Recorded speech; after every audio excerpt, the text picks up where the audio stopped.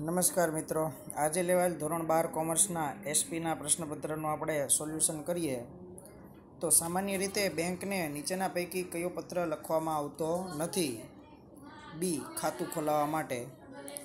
વેપારીએ નિકાસનો પરવાનો મેળવવા કોની મંજૂરી લેવી પડે છે? ભારત સરકાર.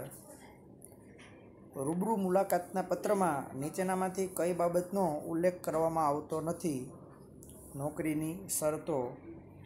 આરટીજીએસનું પૂરું નામ શું છે? Real time gross settlement. સામા પક્ષની દલીલ સ્વીકારવા માટે રજૂઆત કર્તામાં શું હોવું જરૂરી છે? સજ્જતા અને ક્ષમતા. કયો દસ્તાવેજ દ્વારા જાહેર ભરણા માટે આમંત્રણ આપવામાં આવે છે? વિજ્ઞાપનપત્ર. ફરજિયાત હસ્તાક્ષરની પ્રક્રિયા પૂરી ન થઈ હોય તો ડિવિડન્ડનો હક પછી મળે. ડિબેન્ચર એટલે ખાલી જગ્યા પૂંછીની મૂડી. એક વ્યક્તિ વધુમાં વધુ કેટલી જાહેર કંપનીમાં સંચાલક બની શકે છે? 10. કંપનીની ફડચાની સમગ્ર પ્રક્રિયા માટે કોની નિમણૂક કરવામાં આવે છે? લિક્વિડેટર. Thank you.